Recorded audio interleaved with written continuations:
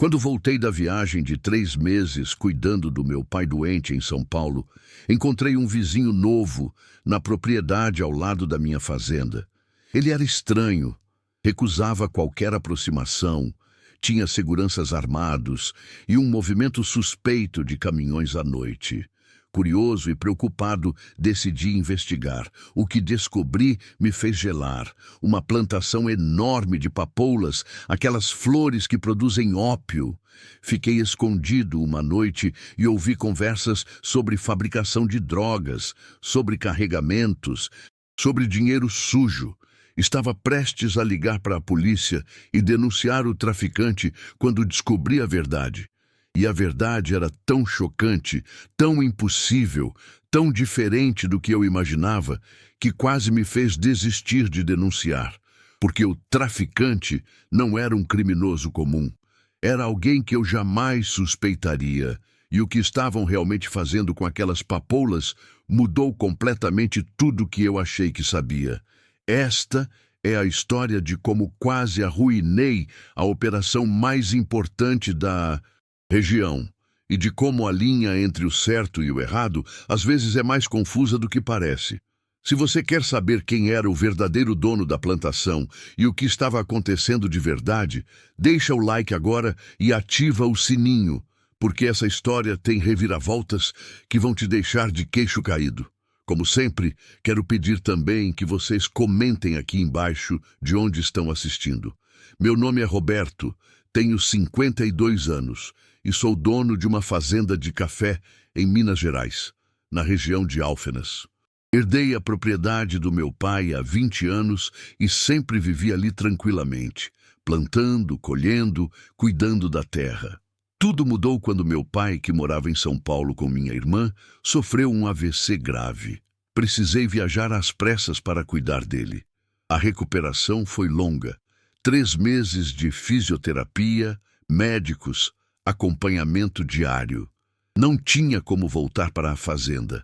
Deixei tudo nas mãos do Mané, meu caseiro de confiança que trabalhava comigo há 15 anos. Homem honesto, trabalhador, conhecia cada palmo da propriedade. Antes de viajar, passei todas as instruções, o que plantar, quando irrigar, como cuidar dos trabalhadores temporários. Os primeiros 2 meses, tudo correu bem. Mané me ligava toda semana com atualizações. Tudo certo, patrão. Plantação tá bonita, sem problemas. Mas no 3º mês, as ligações ficaram estranhas. Ele parecia nervoso, evasivo. Quando perguntava sobre a propriedade ao lado da minha, que estava vazia há anos, ele mudava de assunto. Rapidamente. Tem alguém morando lá agora? Perguntei. Tem sim, mas não se preocupa não. Tá tudo bem.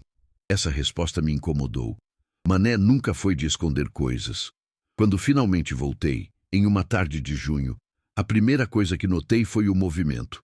A propriedade vizinha, que sempre foi abandonada, agora tinha portões novos, cerca alta e o que parecia ser seguranças na entrada. Mané me recebeu na fazenda com um sorriso forçado. Bem-vindo de volta, patrão. Mané, quem são os novos vizinhos? Ah, um pessoal de fora. Compraram a terra faz uns 2 meses. E o que eles fazem? Ele hesitou. Plantam umas coisas, não sei bem o que. Mas eu ia descobrir. E o que descobri mudaria tudo. Nos primeiros dias após voltar, tentei manter a rotina normal. Verificar a plantação de café, conferir os equipamentos, conversar com os trabalhadores. Mas meus olhos sempre voltavam para a propriedade vizinha. A cerca nova era alta, uns 3 metros, com arame farpado no topo. Havia câmeras instaladas em postes a cada 20 metros. E o portão principal tinha uma guarita com 2 homens uniformizados, aparentemente seguranças. Que tipo de plantação precisa de segurança armada? Perguntei para Mané, enquanto tomávamos café na varanda. Ele evitou meu olhar. Sei lá, patrão. Gente rica tem essas manias. Você já conversou com eles? Tentei. Uma vez fui lá oferecer ajuda, dizer que éramos vizinhos, essas coisas.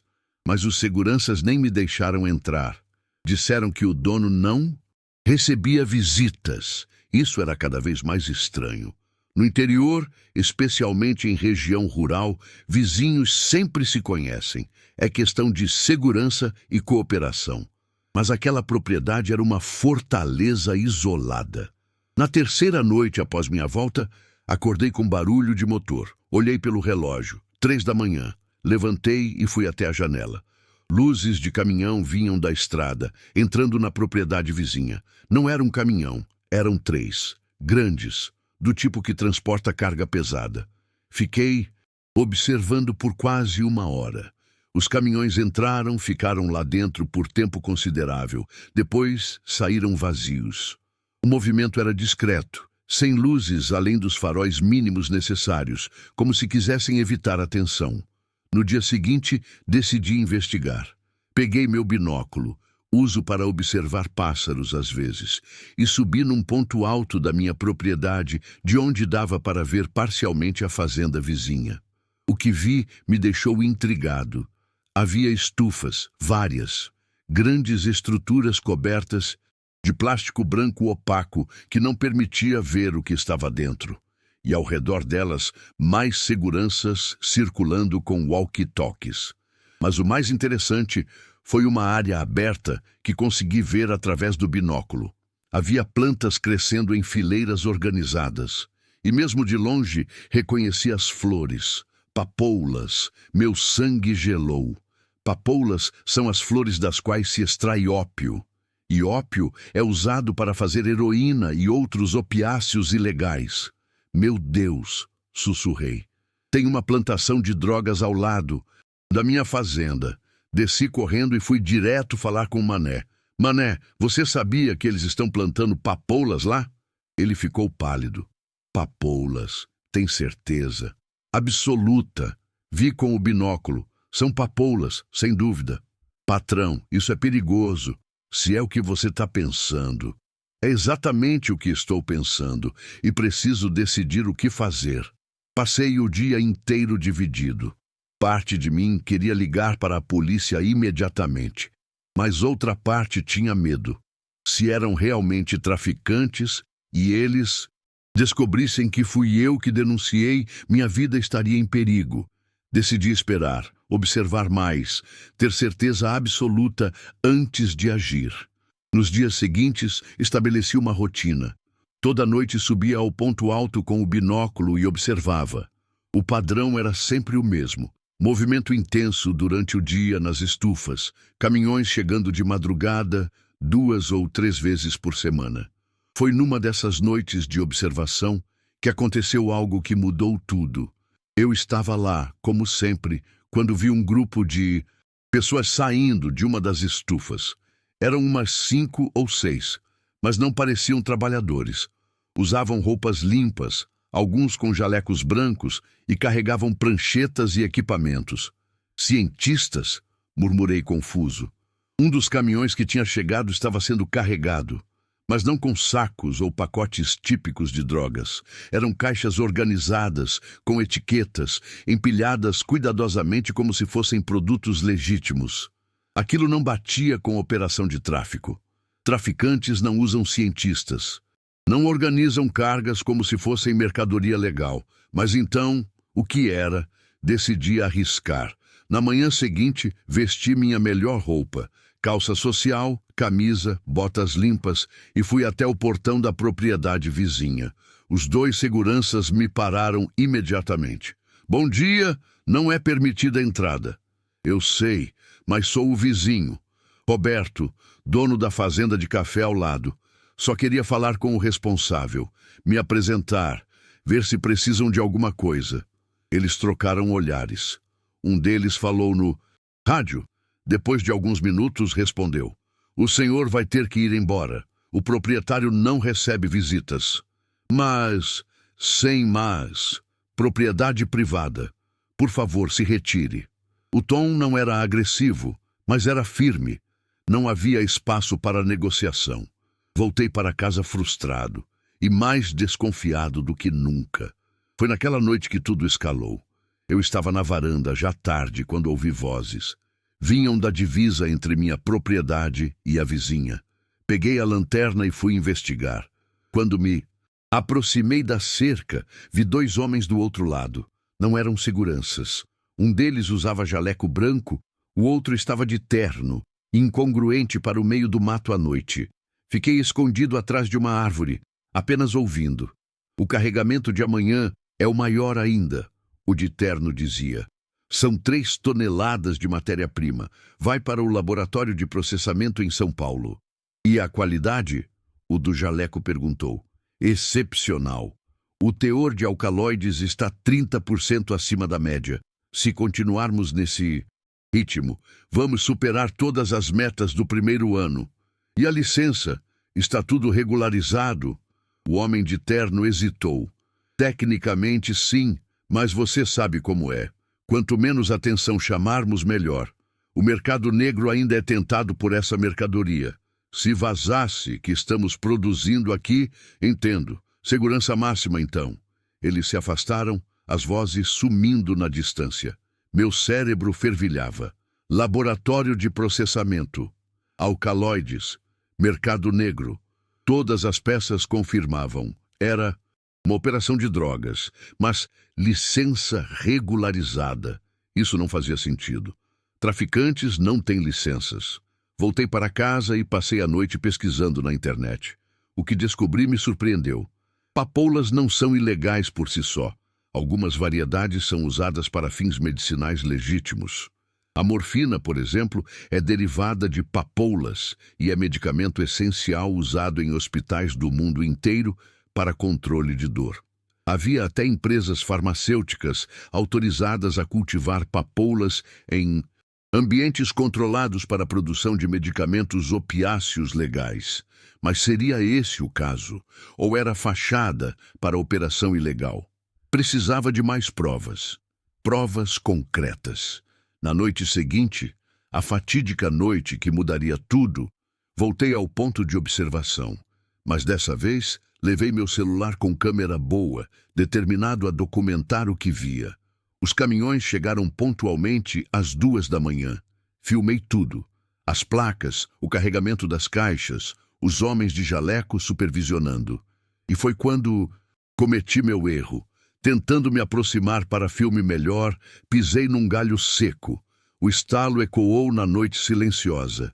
Instantaneamente, holofotes se acenderam na minha direção, vindo da propriedade vizinha. Eles tinham sensores de movimento. "Tem alguém ali!" Uma voz gritou. Corri. Corri como não corria há anos. Através do mato, pulando cercas, até chegar na minha casa. Tranquei todas as portas, apaguei as luzes e fiquei na escuridão com o coração disparado. Meia hora depois, ouvi batidas na porta, fortes, insistentes. "Senhor Roberto, abra a porta, sabemos que está aí." Mané apareceu do quarto dele assustado. "Patrão, o que está acontecendo?" "Fica quieto", sussurrei. As batidas continuaram. "Senhor Roberto, precisamos conversar. Vimos você espionando a propriedade. Isso pode ser muito perigoso para o senhor." Perigoso. Era ameaça. Fiquei em silêncio. Depois de mais 10 minutos de batidas e chamados, eles finalmente foram embora. Mas eu sabia que não ia ficar assim. Eles sabiam que eu estava investigando e agora eu estava em perigo real. Na manhã seguinte, recebi uma visita inesperada.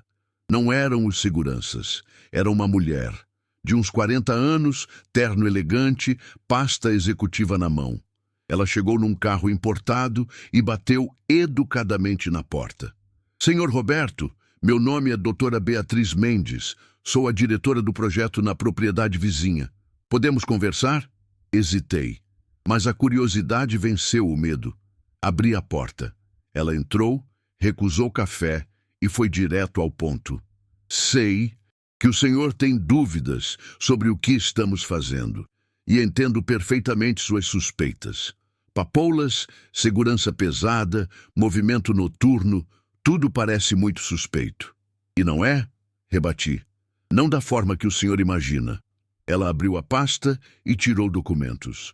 "Somos uma empresa farmacêutica, fazemos pharmaceuticals. Temos autorização federal para cultivar papaver soníferum para a produção de morfina medicinal." Mostrou-me licenças, carimbos oficiais, documentos da Anvisa. Tudo parecia legítimo. Se é legal, por que tanto segredo? Porque morfina, mesmo medicinal, é alvo constante de roubo por traficantes. Eles invadem plantações legais para roubar a matéria-prima. Por isso a segurança extrema. Por isso não divulgamos nossa localização. Fazia sentido, muito sentido. Mas na noite passada, ouvi vocês falando sobre mercado negro. Desafiei. Ela suspirou. Ouviu pela metade, então. Estávamos discutindo justamente os riscos do mercado negro tentar roubar nossa produção. É preocupação constante. Olhei para os documentos. Tudo parecia em ordem, selos oficiais, assinaturas reconhecidas. Então não é operação de tráfico? Definitivamente não. Somos empresa registrada, pagamos impostos, temos funcionários com carteira assinada. Tudo absolutamente legal. Senti um alívio enorme. Desculpe o mal-entendido, então. Sem problemas. Entendo perfeitamente suas suspeitas. Mas há um problema. Seu tom ficou sério. O senhor nos expôs a risco. Se a informação sobre nossa localização vazar, traficantes podem vir. Por isso precisamos que assine um termo de confidencialidade e que não comente com ninguém sobre o que viu. Fazia sentido. Mas algo no fundo da minha mente ainda incomodava. Posso visitar a plantação, ver a operação pessoalmente? Infelizmente não. Regulação federal. Apenas pessoal autorizado pode entrar em área de cultivo controlado.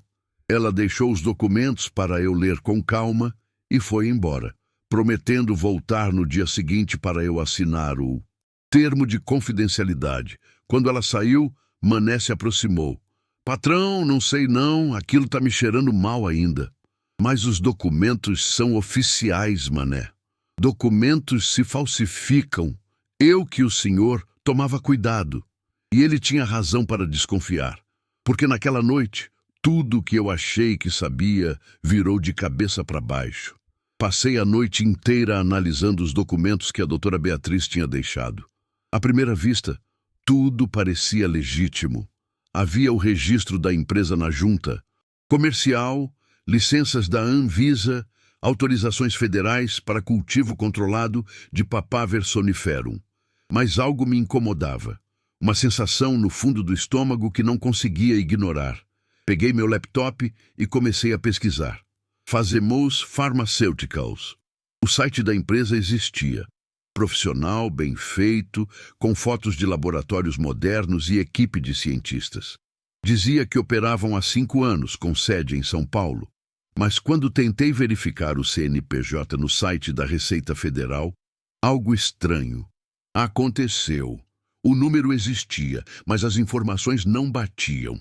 A empresa registrada tinha endereço diferente do que constava nos documentos. E a data de abertura era de apenas 6 meses atrás, não 5 anos. Mané, chamei. Era quase meia-noite, mas ele ainda estava acordado. Olha isso aqui. Mostrei as inconsistências. Ele coçou a cabeça pensativo. Patrão, eu conheço um cara na cidade que trabalha na Anvisa. Podemos pedir para ele verificar essas licenças? Boa ideia. Liga para ele amanhã. Cedo. Mas não consegui esperar até amanhã. Às 2 da madrugada, estava de volta ao meu ponto de observação com o binóculo. Queria ver se o padrão dos caminhões continuava. E eles vieram. Pontualmente, 2 caminhões grandes, sem logomarca, entrando na propriedade. Mas dessa vez, notei algo diferente. Um dos caminhões, quando passou pela luz do portão, mostrava placas que reconheci. Eram do Paraguai. Caminhões paraguaios, trazendo ou levando carga para uma suposta empresa farmacêutica brasileira. Isso não fazia sentido. Usei o zoom máximo da câmera do meu celular e tirei fotos das placas. Depois, fotografei também o número do container que um dos caminhões carregava. Na manhã seguinte, Mané ligou para o contato dele na Anvisa. A conversa foi breve. Quando desligou, o rosto dele estava pálido. E aí? Perguntei ansioso. Patrão, as licenças são falsas. Meu amigo verificou os números. Não existem no sistema. São documentos muito bem feitos, mas completamente falsos. Senti o sangue gelar. Então é tráfico mesmo. Parece que sim. Peguei meu celular, determinado a ligar para a polícia, mas antes que pudesse discar, ouvi o som de motor. Olhei pela janela. 3 carros estavam subindo pela minha estrada. E não eram carros comuns. Eram SUVs pretos, vidros fumê, do tipo que gente muito rica ou muito perigosa usa. Mané, esconde as fotos que tirei. Rápido! Ele pegou meu celular e correu para esconder no galpão. Eu desci para receber os visitantes, o coração disparado. Não era a doutora Beatriz quem desceu. Era um homem, alto de uns 60 anos, terno caríssimo, anel de ouro no dedo, relógio que devia custar mais que minha fazenda inteira. E ao lado dele, 4 seguranças que não faziam questão de esconder as armas nas cinturas. Senhor Roberto, a voz dele era suave, educada, mas havia algo nela que me fez tremer. Meu nome é Dr. Álvaro Mendes. Sou o verdadeiro dono da operação na propriedade vizinha e precisamos conversar. Ele entrou na minha casa sem esperar convite. Sentou-se na minha sala como se fosse dona dela. Os seguranças ficaram na porta. A doutora Beatriz é minha filha e cometeu um erro ao tentar enganá-lo com aquela história de farmacêutica legal. Ele sorriu, mas não havia calor ali. Vou ser honesto com o senhor, porque respeito fazendeiros trabalhadores e porque preciso da sua cooperação. Cooperação para quê? Para não me denunciar, para esquecer o que viu, para assinar um documento dizendo que nunca viu nada suspeito. E, se eu recusar, o sorriso desapareceu. Então vou ter que usar métodos menos agradáveis. E não quero isso. Sou homem de negócios, não bandido violento. Homem de negócios que planta drogas ilegalmente. Drogas? Ele riu. Genuinamente riu. Senhor Roberto, o senhor não entende nada. Não planto drogas, planto medicamentos. Papoulas produzem ópio. Ópio é droga. Ópio é matéria-prima para morfina, codeína, oxicodona, todos medicamentos essenciais. E todos caríssimos no Brasil porque o governo não permite produção interna em larga escala. Então importamos a preços absurdos. Eu apenas resolvi esse problema. Ilegalmente. Tecnicamente, sim. Mas moralmente, estou fornecendo medicamentos que salvam vidas a hospitais que não conseguem pagar os preços inflacionados dos importadores. Ele abriu uma pasta que trouxera e mostrou documentos. Contratos com hospitais. Listas de medicamentos fornecidos. Preços comparativos mostrando que ele vendia morfina a 40% do preço de mercado. Veja esses hospitais. Santa Casa de Alfenas, Hospital Municipal de Varginha, todos comprando de mim porque não conseguem pagar os preços oficiais. Quantas vidas eu salvei com isso? Olhei os documentos confuso. Aquilo era Robin Hood farmacêutico? Mas é ilegal, insisti. Você está burlando regulações federais. Regulações feitas por políticos corruptos em conluio com grandes laboratórios internacionais que querem manter o monopólio. Senhor Roberto, no Brasil, morfina para controle de dor. De câncer custa 5 vezes mais que nos Zerskill. 5 vezes. Pacientes morrem sofrendo porque hospitais não têm dinheiro. Eu resolvo isso, usando métodos criminosos, usando métodos necessários. Ele se levantou. Mas não vim aqui para debater ética. Vim pedir sua cooperação. Ou comprá-la, se preferir. Tirou um envelope do bolso. Era grosso. Muito grosso. 50 mil reais. Para o senhor ficar quieto. Para assinar um documento dizendo que nunca viu nada anormal. É dinheiro honesto vindo de lucros honestos de medicamentos que salvam vidas. Olhei para o envelope. 50 mil reais. Era mais dinheiro do que eu ganhava em 6 meses de café. E se eu recusar? Então, ele suspirou. Vou ter que usar outros métodos. E garanto, o senhor não vai gostar. Tenho conexões. Posso fazer sua vida muito difícil. Problemas com banco, com fornecedores, com compradores de café. Ou posso fazer sua vida muito fácil. Essa escolha é sua. Ele deixou o envelope na mesa e saiu. Os seguranças o seguindo. Antes de entrar no carro, virou-se. Tem 24 horas para decidir. Amanhã, mesma hora, volto pela resposta. Espero que faça a escolha inteligente. Quando eles foram embora, Mané saiu do esconderijo. Patrão, você não vai aceitar, né? É dinheiro sujo. Mas ele tem um ponto, argumentei, mais para mim mesmo que para Mané. Se ele realmente está vendendo medicamentos baratos para hospitais pobres, não importa, é crime. Você tem que denunciar. Passei o resto do dia atormentado. Peguei o envelope. Contei o dinheiro. Era real, 50 mil em notas de 100. Com esse dinheiro podia renovar todo o meu sistema de irrigação, comprar equipamento novo, contratar mais um funcionário, melhorar minha vida consideravelmente. Mas a que custo moral? À noite, peguei meu celular e liguei para um amigo advogado em Belo Horizonte. Expliquei a situação sem dar nomes ou detalhes específicos. É zona cinzenta, ele disse. Tecnicamente é crime, mas se ele realmente está fornecendo para hospitais públicos a preços baixos, tem chance de pegar pena mínima ou até condicional. E a pressão pública seria enorme para libertar alguém que ajudava pacientes pobres. Desliguei mais confuso ainda. Decidi fazer minha própria investigação. Na manhã seguinte, dirigi até a Santa Casa de Alfenas. Fingi ser familiar de paciente e conversei com uma enfermeira do setor de oncologia. Os remédios para a dor melhoraram muito nos últimos meses. Ela comentou. Antes faltava morfina direto. Agora sempre tem. E os pacientes sofrem menos. De onde vem? Não sei. Administração que resolve, mas seja lá quem fornece, fez diferença. Já vi muito paciente terminal sofrer por falta de remédio. Agora não vejo mais. Visitei também o Hospital Municipal de Varginha. Mesma história. Morfina abundante, preços baixos, pacientes sofrendo menos. Voltei para casa mais confuso que nunca. O que Dr. Álvaro fazia era ilegal, mas estava salvando vidas.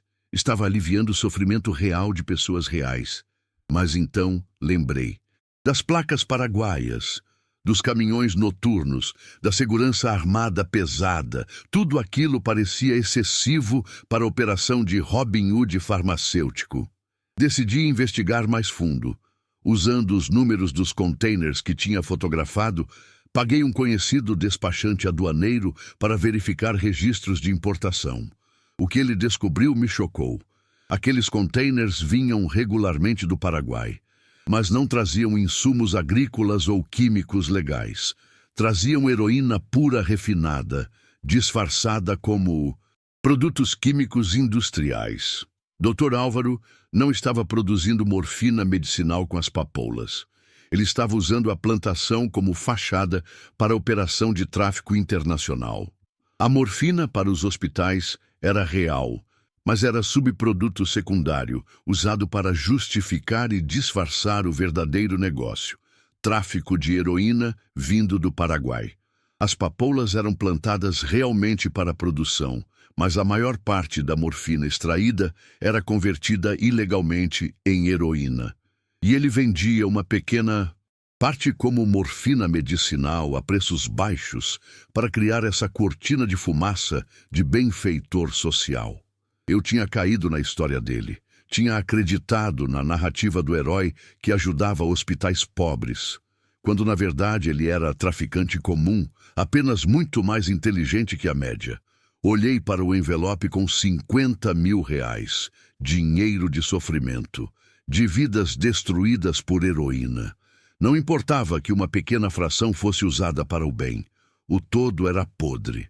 Peguei meu celular, determinado a ligar para a Polícia Federal. Mas antes que pudesse discar, ouvi batidas na porta, fortes, agressivas. Abri e gelei. Era a Polícia Federal. 5 agentes armados, com colete à prova de balas e distintivos. Senhor Roberto da Silva? O líder perguntou. Sim, sou eu.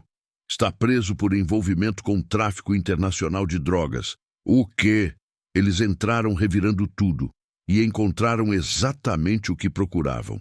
Escondido no meu galpão, entre os sacos de café, Havia 3 quilos de heroína pura. Não é meu! Alguém plantou isso aqui! É o que todos dizem, o agente respondeu friamente, colocando as algemas nos meus pulsos. Enquanto era levado, vi pela janela. Do outro lado da estrada, observando tudo de dentro de um carro preto, estava Dr. Álvaro. Ele sorriu, acenou e foi embora. Eu tinha sido armado, perfeitamente armado. E o pior, ninguém ia acreditar em mim. A cela da delegacia da Polícia Federal em Alfenas era fria e cheirava a desinfetante barato. Passei a primeira noite sentado no chão de concreto, tentando processar o que tinha acontecido. 3 quilos de heroína, no meu galpão, entre meus sacos de café, perfeitamente escondidos de forma que parecesse que eu os tinha colocado lá. Dr. Álvaro tinha me dado 24 horas para decidir, mas não estava esperando minha resposta. Estava dando tempo para plantar as provas e chamar a Polícia Federal anonimamente. Ele tinha planejado tudo. Se eu aceitasse o suborno, estaria comprado e silenciado. Se recusasse, seria incriminado e destruído. Ganha-ganha para ele, perde-perde para mim. No dia seguinte, fui interrogado por um delegado federal chamado Dr. Cardoso. Homem de uns 50 anos, sério, que já tinha visto muita coisa na vida. Senhor Roberto, encontramos 3 quilos de heroína na sua propriedade. Como explica isso? Não é meu, foi plantado. Meu vizinho, seu vizinho, ele folheou papéis.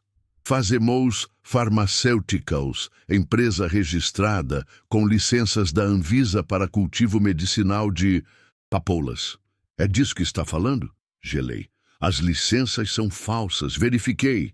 Verificou como? Um amigo na Anvisa. Nome? Hesitei. Se desse o nome do amigo de Mané, ele também se meteria em problema. Não posso dizer. Dr. Cardoso suspirou. Veja, Sr. Roberto, sua história é a seguinte. Está com 3 quilos de heroína. Espiona obsessivamente o vizinho legítimo e agora inventa teoria conspiratória sem provas para se defender. Não está ajudando seu caso. Tenho fotos dos caminhões paraguaios, das placas. Onde estão? No meu celular que vocês apreenderam. Ele fez a anotação. Vamos verificar. Mas mesmo que existam essas fotos, caminhões paraguaios não provam nada. Fronteira é próxima. Muito comércio legítimo vem de lá. Passei mais 2 dias preso antes de conseguir advogado. Era Dr. Augusto, advogado criminal de Alfenas que conhecia de vista. Homem bom, mas caro. Tive que hipotecar parte da fazenda para pagar os honorários. Ele leu meu processo, ouviu minha história e balançou a cabeça. Roberto, sua situação é grave. 3 quilos é quantidade que caracteriza tráfico, não porte para uso. Está falando de 8 a 15 anos de prisão se for condenado. Mas eu sou inocente. Eu acredito, mas precisamos provar. E sem evidências concretas, é sua palavra contra as provas físicas. E as fotos no meu celular? Já vi. São de caminhões com placas paraguaias, mas não mostram nada ilegal. Sem abertura dos containers, sem provas de conteúdo ilícito, não servem para nada. Minha esperança desmoronava. Então estou ferrado? Não necessariamente. Se conseguirmos provar que você foi armado, que alguém plantou as drogas, você sai limpo. Mas precisamos de mais que teoria. Precisamos de provas concretas. Ele saiu, me deixando na cela com meus pensamentos. Foi Mané quem me salvou. Ou pelo menos deu a primeira pista. Ele conseguiu autorização para me visitar 3 dias depois da prisão. Veio com olhos vermelhos de tanto chorar. Patrão, me desculpa. Eu não sabia que ia dar nisso. Não é sua culpa, Mané. Mas eu que devia ter percebido. Eu que devia ter visto quando eles entraram na propriedade. Eles quem? Os seguranças do Dr. Álvaro. Na noite antes da polícia chegar. Eu vi eles rondando o galpão, mas achei que estavam apenas olhando. Não imaginei que estavam plantando droga. Agarrei as grades. Você viu? Quando exatamente? 2 noites antes da prisão, por volta de 00:30. 2 homens entraram no galpão, Fiquei com medo, não falei nada. Eles ficaram lá uns 15 minutos e saíram. Mané, você precisa testemunhar isso, precisa contar para meu advogado. Mas, patrão, não tenho prova, é só minha palavra. É mais do que eu tenho agora. Mané prestou depoimento, mas como previsto, não foi suficiente. Palavra de funcionário leal tentando salvar o patrão. Foi assim que o promotor classificou. Precisávamos de mais, muito mais. Foi quando lembrei de algo. As câmeras. Eu tinha instalado câmeras de segurança no galpão 6 meses atrás, depois de um pequeno furto de ferramentas. Eram câmeras simples que gravavam em DVR velho. Mané, o DVR das câmeras ainda está lá? Tá sim. A polícia não levou porque está escondido atrás de umas caixas. Nem viram? Pega as gravações, rápido! 2 dias depois, Dr. Augusto voltou com um pendrive. No rosto dele havia algo que não tinha visto antes. Esperança. Roberto, seu caseiro trouxe as gravações e tem algo aqui. Ele mostrou no laptop dele. Era a filmagem da noite que Mané tinha mencionado. Em preto e branco grainy, mas clara o suficiente. 2 homens entrando no galpão. Um deles com mochila pesada nas costas. Ficam 15 minutos. Saem. A mochila agora parece vazia. Não dá para ver os rostos com clareza, Dr. Augusto analisou. Mas posso usar isso. É evidência de que alguém entrou na sua propriedade dias antes da prisão. Precisa identificar esses homens. Provar que trabalham para Dr. Álvaro. Deixa comigo. Dr. Augusto era bom. Muito bom. Ele ampliou frames do vídeo, melhorou a qualidade com software especializado. E conseguiu identificar uma tatuagem no braço de um dos homens. Um escorpião grande, bem distintivo. Depois, ele fez algo genial. Pediu acesso aos registros de visitantes da propriedade da Fazemos Pharmaceuticals. Por lei, empresas que lidam com substâncias controladas precisam manter registro de todos que entram e saem. E lá estava. Um dos seguranças registrados tinha tatuagem de escorpião no braço. Nome: Marcos Vinícius Santos. CPF, RG. E tudo registrado. Confrontado com a evidência, Marcos desmoronou. Em troca de redução de pena, confessou tudo. Foi contratado por Dr. Álvaro especificamente para plantar heroína na minha propriedade. Recebeu R$ 10.000 pelo serviço e confirmou que a Fazemos Pharmaceuticals era fachada para a operação internacional de tráfico. As papoulas eram plantadas, sim, mas a maior parte da produção era desviada para a produção ilegal de heroína. A pequena quantidade vendida legalmente para hospitais era apenas cortina de fumaça. Os caminhões paraguaios traziam heroína refinada do exterior. A plantação local produzia heroína adicional. Tudo era distribuído por uma rede que operava em 5 estados. E Dr. Álvaro não era apenas traficante, era cartel. Um dos maiores operadores de opiáceos ilegais do Sul e Sudeste. Quando a PF invadiu a propriedade da Fazemos Pharmaceuticals, encontraram muito mais que papoulas. Encontraram um laboratório completo de refinamento. Encontraram 80 quilos de heroína pronta para distribuição. Encontraram contabilidade detalhada, mostrando operação de milhões de reais. Dr. Álvaro foi preso. Junto com ele, 15 pessoas, incluindo a filha dele, doutora Beatriz, que não era tão inocente quanto parecia. Mas a reviravolta final ainda estava por vir. Durante o interrogatório de Dr. Álvaro, ele ofereceu delação premiada. Em troca de redução de pena, entregaria toda a rede. E o que revelou chocou até os investigadores mais experientes. A operação não era apenas dele. Era família. Seu pai tinha sido um dos maiores traficantes de ópio nos anos 80 e 90. Quando morreu, deixou contatos, rotas, conexões internacionais. E o mentor de seu pai, o homem que tinha ensinado tudo sobre o negócio, era meu próprio pai. A revelação veio como bomba. Dr. Cardoso me chamou para interrogatório especial. Senhor Roberto, seu pai, falecido há 20 anos, era conhecido na região? Era fazendeiro respeitado. Por quê? Porque, segundo a delação do Dr. Álvaro, seu pai não era apenas fazendeiro, era o chefe de toda a operação de ópio em Minas Gerais nos anos 70 e 80. Senti o mundo girar. Isso é mentira. Meu pai era homem honesto. Mas então lembrei. As viagens frequentes que ele fazia. O dinheiro que sempre parecia abundante demais para simples fazendeiro de café. A morte súbita dele, oficialmente ataque cardíaco, mas nunca investigado a fundo. Não, neguei, mas sem convicção. Não é possível. Dr. Cardoso mostrou fotos antigas. Meu pai, em reuniões com homens que agora eram identificados como traficantes conhecidos. Documentos mostrando transferências bancárias de contas em paraísos fiscais. Era verdade. Meu pai tinha sido traficante. E eu nunca soube. Segundo o Dr. Álvaro, Cardoso continuou. Quando seu pai morreu, você era o herdeiro natural do negócio. Mas como estava na faculdade, focado em agronomia, ignorante de tudo, ele simplesmente assumiu o controle. E agora, 20 anos depois, quando você herdou a fazenda, você era a ameaça. Porque a fazenda original, sua fazenda, era o centro geográfico da operação. Tinha acesso às rotas, aos contatos locais, às estruturas. Então ele comprou a propriedade vizinha para me vigiar, concluí. Exatamente. E quando você começou a investigar, ele teve duas opções, comprá-lo ou destruí-lo. Tentou comprar, você recusou, então tentou destruir.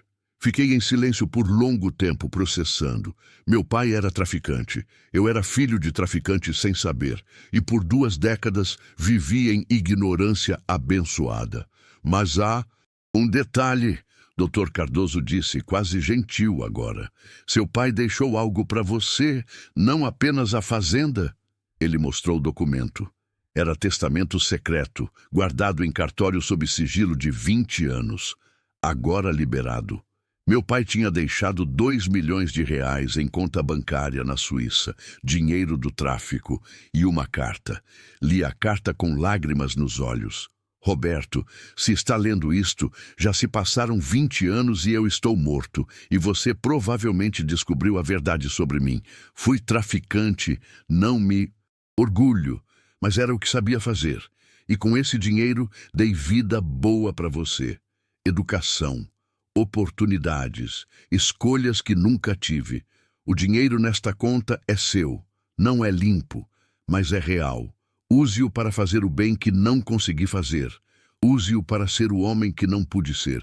Perdão por mentir. Perdão por deixar esse legado sujo. Mas nunca duvide. Amei você mais que tudo.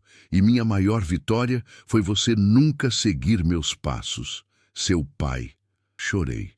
Ali, na sala de interrogatório, na frente de doutor Cardoso e dos agentes, chorei como criança.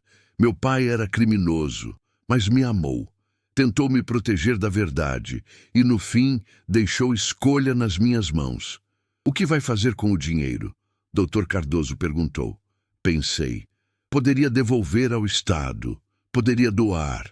Poderia guardar e fingir que era herança limpa. Ou podia fazer o que meu pai tinha pedido, usar para fazer o bem. Vou criar fundação, decidi, para tratamento de dependentes químicos, em memória do meu pai. Transformar dinheiro do tráfico em salvação dos viciados que o tráfico criou. É o mínimo que posso fazer. Dr. Cardoso sorriu. Seu pai escolheu bem ao não te envolver. Você é melhor homem que ele. Fui libertado 1 semana depois. Todas as acusações retiradas. Dr. Álvaro pegou 25 anos. A organização dele desmantelada.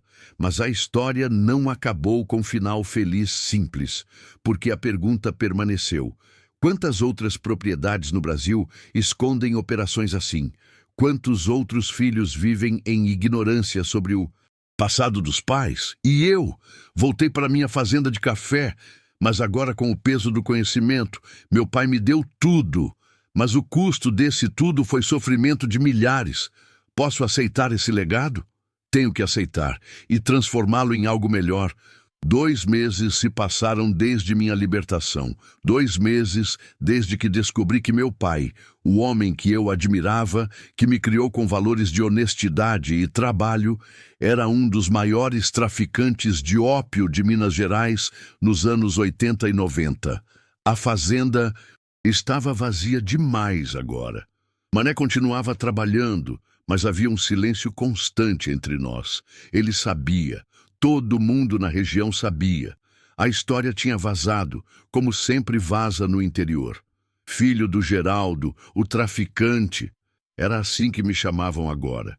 Não na minha frente, claro, mas ouvia os sussurros, via os olhares quando ia à cidade. A propriedade vizinha, onde ficava a operação de Dr. Álvaro, estava lacrada pela Justiça Federal. Grades nas portas, placas de propriedade da União. Silêncio absoluto, onde antes havia movimento frenético. E eu estava preso numa paralisia. Não conseguia plantar, não conseguia trabalhar. Passava os dias olhando para o horizonte, tentando reconciliar a imagem do meu pai que eu conhecia com o criminoso que ele realmente era. A conta suíça ainda estava lá, 2 milhões de reais, intocados, esperando minha decisão. Foi Dr. Augusto, meu advogado, quem me tirou da paralisia. Roberto, preciso que assine estes documentos. São para formalizar a fundação que mencionou, para tratamento de dependentes químicos. Olhei os papéis sem realmente vê-los. Não sei se consigo. Consigo o quê? Criar algo em nome do meu pai. Ele não merece ser lembrado. Merece ser esquecido. Dr. Augusto sentou-se ao meu lado na varanda. Seu pai não merece nada, mas os viciados que ele ajudou a criar merecem tratamento. As famílias destruídas merecem apoio. Não faça pela memória dele, faça apesar da memória dele. Suas palavras me atingiram. Ele tinha razão. Não era sobre meu pai. Era sobre fazer o certo com o errado que ele deixou. Assinei os documentos. Fundação Recomeço. Não levaria o nome do meu pai. Não seria memorial glorificado. Seria simplesmente uma tentativa de consertar parte do dano que ele causou. Mas criar a fundação trouxe algo inesperado. Visitantes. O primeiro foi um homem de uns 40 anos, magro, marcas de uso de drogas ainda visíveis no rosto, mesmo após anos limpo. Seu pai me fornecia. Ele disse sem rodeios quando apareceu na minha porta. Comecei com 16 anos, perdi minha juventude, minha família, quase minha vida. Passei 10 anos viciado em heroína. Senti náusea. Por que veio me contar isso? Porque ouvi sobre a fundação e quero ajudar. Sou terapeuta de dependência química agora. Passei por isso, sobrevivi, me formei. Posso trabalhar na fundação, sem salário se necessário. Só quero transformar minha dor em algo útil. Seu nome era Marcelo, e foi o primeiro de muitos. Nas semanas seguintes, apareceram mais. Ex-viciados, familiares de viciados, pessoas cujas vidas foram tocadas, destruídas ou salvas pelas drogas que meu pai traficava. Alguns vinham com raiva. Seu pai arruinou minha irmã. Ela morreu de overdose aos 23 anos. Outros vinham com algo mais complexo. Usei por anos, mas eventualmente parei. E hoje sou melhor pessoa por ter sobrevivido ao inferno. Seu pai fez parte da minha história. Não posso mudar isso, mas posso usar essa história para ajudar outros. Cada visita era uma facada. Cada história, um lembrete do legado real que meu pai deixou. Não era apenas dinheiro em conta suíça. Era trauma. Era vidas quebradas. Era gerações afetadas. E então veio a visita que mudou tudo. Era uma mulher de uns 65 anos, cabelos grisalhos, roupas simples, mas limpas. Bateu na porta numa tarde chuvosa e pediu para conversar. Meu nome é Lúcia. Fui casada com seu pai, antes de sua mãe. O mundo parou. O quê? Seu pai foi casado comigo de 1970 a 1975. Não deu certo. Nos separamos. Ele conheceu sua mãe depois. Ele nunca mencionaria, porque nosso filho morreu. Senti as pernas falharem. Sentei-me pesadamente na cadeira da varanda. Filho, Lúcia tinha lágrimas nos olhos. Carlos, seu meio-irmão, morreu aos 17 anos, overdose, de heroína que seu próprio pai traficava. O silêncio que se seguiu foi tão pesado que mal conseguia respirar. Seu pai começou no tráfico em 1968. Ela continuou, a voz tremendo. Era pequeno no começo, maconha, cocaína, local. Mas em 1973 descobriu o mercado de ópio. Era lucrativo, muito lucrativo. E ele cresceu, ficou grande, rico. E Carlos? Carlos não sabia no começo, ninguém sabia. Seu pai mantinha duas vidas, o fazendeiro respeitado e o traficante nas sombras. Mas Carlos descobriu. E para provar que não era filho de traficante, começou a usar. Para mostrar que ele era diferente, que ele controlava as drogas ao invés de vender. Ela limpou as lágrimas. Mas ninguém controla a heroína. Ela controlou ele. Em 2 anos, meu filho lindo estava destruído, magro, doente, desesperado. E numa noite de 1975, ele tomou dose muito forte. Morreu no hospital, eu segurando sua mão. Meu pai, o que ele fez? Entrou em depressão profunda. Parou o tráfico por quase 1 ano. Nos divorciamos. Ele me deu dinheiro, muito dinheiro, como se isso compensasse nosso filho morto. Disse que ia parar, que nunca mais ia traficar. Mas ele voltou. Sim, alguns anos depois. Conheceu sua mãe, casou, teve você e recomeçou. Mais cuidadoso dessa vez, mais discreto, mas nunca parou realmente. Olhei para aquela mulher que carregava uma dor que eu mal conseguia imaginar. Por que veio me contar isso? Porque vi a notícia sobre a fundação e pensei que talvez você devesse saber a verdade completa, que seu pai não era só traficante, era pai que perdeu filho por causa das próprias drogas, e que mesmo assim continuou. Essa é a medida real do homem que ele era. Ela se levantou para ir embora. Mas eu a parei. Lúcia, a fundação vai ter o nome de Carlos. Fundação Recomeço Carlos da Silva. Em memória do filho que meu pai perdeu e não conseguiu salvar, e em nome de todos os filhos que podemos salvar agora. Ela desabou em lágrimas, e eu chorei com ela. 2 estranhos, unidos pela dor do mesmo homem, chorando pelos caminhos diferentes que a vida nos levou. A Fundação Recomeço. Carlos foi inaugurada 3 meses depois. Usei o dinheiro suíço para comprar uma propriedade na cidade, reformar, equipar com tudo que era necessário: quartos, salas de terapia, cozinha industrial, quadra de esportes. Marcelo foi o primeiro terapeuta contratado. Lúcia se tornou conselheira voluntária, usando sua dor para orientar outras mães que tinham filhos viciados. No dia da inauguração veio muita gente, ex-viciados, familiares, autoridades locais que queriam aparecer em foto. E Dr. Cardoso, o delegado federal que tinha me prendido. Roberto, ele disse apertando minha mão, admito que tinha te julgado mal. Pensei que era igual ao pai, mas provou que filho não é destino. Ainda estou tentando provar isso para mim mesmo. A fundação cresceu rápido. Em 6 meses já tínhamos atendido 50 pessoas.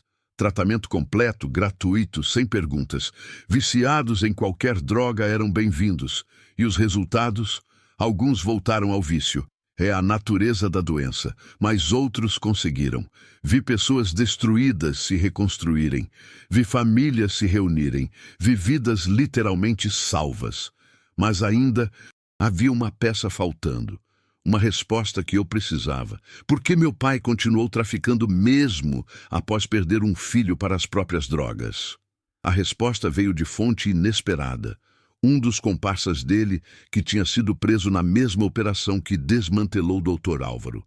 Seu nome era Toninho, homem de uns 70 anos agora, cumprindo pena em regime semiaberto. Pedi autorização para visitá-lo na prisão. Vim perguntar sobre meu pai. Você trabalhou com ele? Toninho riu amargamente. Trabalhei. Por 15 anos. Seu pai era o chefe, o cérebro, o homem que todos respeitavam e temiam. Por que ele continuou, mesmo após Carlos morrer? Toninho ficou sério, porque ele era viciado em drogas, em poder, em dinheiro, em controle. Seu pai nunca usou as próprias drogas, mas era viciado no que elas lhe davam. Poder sobre outras pessoas, dinheiro que comprava respeito, sensação de ser intocável. Ele se inclinou para a frente. Depois que Carlos morreu, seu pai mudou, ficou mais frio, mais calculista, como se tivesse feito as pazes com o que era. Dizia que se Carlos morreu por drogas que ele não traficou, outros morreriam de qualquer jeito. Então, poderia ser ele lucrando com isso ao invés de outro traficante qualquer. Isso é loucura. É racionalização. É o que viciados fazem. E seu pai era viciado em ser o chefe. Viciado em sentar na varanda da fazenda respeitável enquanto comandava o Império das Sombras. O poder era dele. Saí daquela prisão com uma compreensão nova e terrível. Meu pai não era vítima. Não era homem que tinha caído em circunstâncias ruins. Era escolha, consciente, deliberada, mantida por décadas. E isso tornava tudo pior. E, ao mesmo tempo, de forma estranha, mais fácil de processar. Porque se fosse escolha dele, então minhas escolhas não eram determinadas por ele. Eu podia escolher diferente. E estava escolhendo. Mas faltava uma última coisa, uma última verdade que precisava enfrentar. A propriedade vizinha, onde Dr. Álvaro operava, ia a leilão. A Justiça Federal venderia para compensar as vítimas do tráfico dele. Fui ao leilão. Não sei porquê. Talvez curiosidade mórbida, talvez fechamento. O lance inicial era R$ 800 mil. Poucos interessados. A reputação do lugar afastava compradores. E então, sem pensar muito, levantei a mão. 1 milhão. As cabeças viraram. O leiloeiro perguntou se eu tinha certeza. Assenti. Ninguém mais deu lance. A propriedade era minha. Mané me olhou como se eu tivesse enlouquecido. Patrão, por que comprou? Aquilo? Porque vou transformar naquilo que deveria ter sido desde o início. Nos meses seguintes, demolimos tudo. As estufas, os galpões, os laboratórios ocultos, tudo virou entulho. E no lugar, plantei café, café orgânico, cultivado de forma sustentável, vendido por preço justo. 2 propriedades que um dia foram centros de tráfico, agora produziam café. Legal, limpo, honesto. E na divisa entre as 2 propriedades, erigi um monumento.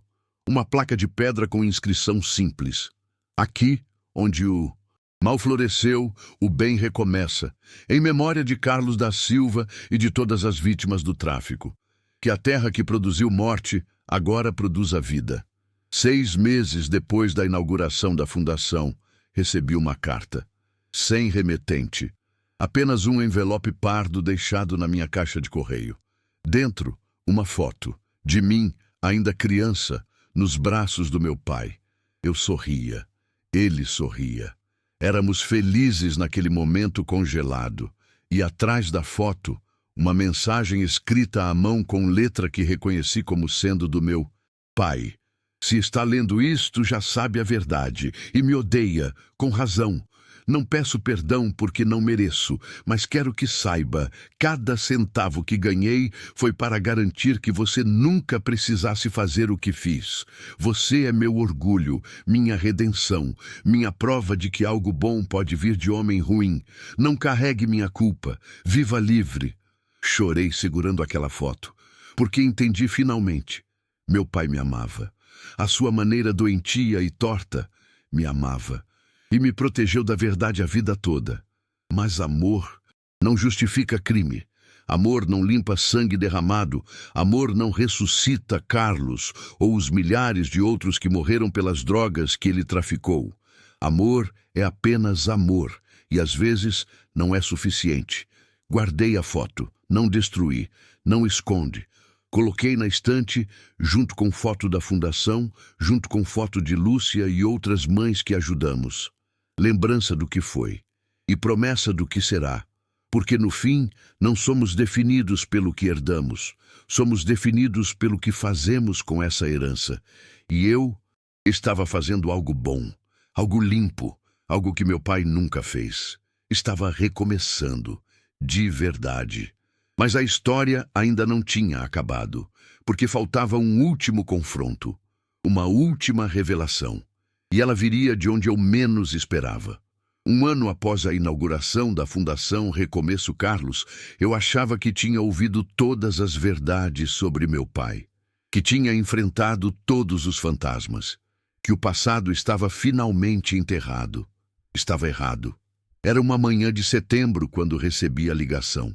Número desconhecido. Hesitei antes de atender. Roberto da Silva. A voz era feminina, jovem, nervosa. Sim, quem fala? Meu nome é Marina. Sou sua irmã. O mundo parou. O quê? Sua irmã, filha do seu pai. Tenho 28 anos. Ele teve um relacionamento com minha mãe nos anos 90, enquanto ainda era casado com a sua mãe. Sentei-me pesadamente. Mais um segredo, mais uma mentira, mais uma vida escondida. Como sei que isso é verdade? Tenho certidão de nascimento. Meu pai está listado como Geraldo da Silva. Tenho fotos dele comigo quando eu era bebê. E tenho algo mais, algo que preciso te mostrar pessoalmente. Marcamos de nos encontrar em um café em Alfenas 2 dias depois. Quando ela chegou, não precisei de DNA para confirmar. Era a cara do meu pai. Mesmos olhos, mesmo formato de rosto, mesma covinha no queixo. Sentamos em silêncio constrangido. Ela era professora de matemática em Varginha, casada, 2 filhos pequenos. Vida normal, honesta. Minha mãe morreu há 3 meses. Ela começou. Câncer. E no leito de morte me contou tudo. Sobre seu relacionamento secreto com seu pai, sobre como ele a sustentou financeiramente por anos e sobre isso. Ela colocou um envelope na mesa, velho, amarelado, lacrado com cera vermelha. Ela guardou isso por 28 anos, disse que só poderia abrir após a morte dela, e que depois de abrir, tinha que encontrar você. Abriu o envelope com mãos tremendo. Dentro havia páginas e páginas manuscritas, um diário, do meu pai. Comecei a ler ali mesmo, no café, enquanto Marina esperava em silêncio. As primeiras páginas eram confessionais. Meu pai detalhando seus crimes, suas operações, seus arrependimentos. Nada que eu já não soubesse. Mas então, na página 20, algo mudou. 1998. Descobri que tenho câncer. Médicos dizem que tenho 2 anos, talvez 3. Isso muda tudo. Roberto tem 18 anos, está na faculdade, não sabe de nada sobre o que faço. E Marina tem apenas 1 ano. 2 vidas que criei, 2 filhos que amo, ambos. Ignorante sobre quem realmente sou, tomei decisão. Vou encerrar tudo, fechar a operação, limpar meu nome o máximo possível e vou deixar pistas, não para incriminar ninguém, mas para que quando a verdade inevitavelmente sair, Roberto tenha contexto, tenha a história completa. Continuei lendo, fascinado e horrorizado. Meu pai não morreu de ataque cardíaco natural em 2005, como sempre acreditei. Ele foi assassinado por Dr. Álvaro Mendes, o mesmo que tentou me incriminar 20 anos depois. Dr. Álvaro era subalterno do meu pai, segundo na hierarquia. E quando meu pai anunciou que ia encerrar tudo, se aposentar, Álvaro viu oportunidade. Envenenou meu pai lentamente ao longo de meses, fazendo parecer ataque cardíaco, e assumiu o controle da operação. Se está lendo isto, o diário continuava, significa que morri. E provavelmente não foi natural. Álvaro está planejando algo. Sinto. Mas não tenho provas, apenas suspeitas. E então, a revelação final. Deixei tudo para Roberto, não apenas a fazenda e o dinheiro, mas evidências, escondidas em lugar que só ele saberia procurar. No galpão velho, sob a 3ª tábua da parede leste, há cofre embutido. Código é data de nascimento de Roberto Paes Marina, DDMAA. Dentro está tudo. Nomes, rotas, contas bancárias. Provas contra Álvaro e toda a rede. Suficiente para destruí-los todos. Por que deixo isso? Porque se Álvaro me matar e assumir, Eventualmente descobrirá sobre Roberto, sobre a fazenda, e tentará algo. E quando tentar, Roberto terá munição para se defender e para destruí-los todos. Roberto, se está lendo isto, desculpa por tudo, por cada mentira, cada crime, cada vida arruinada. Você merecia pai melhor, mas pelo menos posso te dar isto, a chance de fazer o que não tive coragem de fazer. Acabar com isso. De verdade. Terminei de ler com lágrimas escorrendo. Marina estava chorando também. Você sabia? Perguntei. Não. Minha mãe me contou algumas coisas, mas não tudo. Só me deu o envelope e disse para encontrar você. Voltei para a fazenda com o diário. Fui direto ao galpão velho, o mesmo onde tinham plantado a heroína meses atrás. Encontrei a parede leste. Contei as tábuas. A terceira estava levemente solta. Removi ela. E lá estava. Um cofre pequeno embutido na parede de pedra. Coloquei o código. Minha data de nascimento... A de Marina. Abril. Dentro havia pendrives, documentos, fotos, gravações de áudio. Era arsenal completo. 20 anos de evidências contra toda a rede de tráfico que meu pai comandara e que Dr. Álvaro herdara. Liguei imediatamente para Dr. Cardoso, o delegado federal. Precisa vir aqui. Agora. Tenho algo que vai reabrir uma dúzia de casos. Quando ele chegou e viu o conteúdo do cofre, ficou boquiaberto. Roberto, isso aqui é bomba nuclear. Tem informação suficiente para prender mais 50 pessoas, incluindo políticos, juízes, empresários. Então use, acabe com isso, de uma vez por todas. Nos meses seguintes, a Operação Herança Final, nome que a PF deu, desmantelou a maior rede de tráfico de opiáceos do Sul e Sudeste. 53 pessoas foram presas, bilhões em ativos foram apreendidos, rotas internacionais foram cortadas e Dr. Álvaro, já cumprindo 25 anos, recebeu mais 40. Ia morrer na prisão.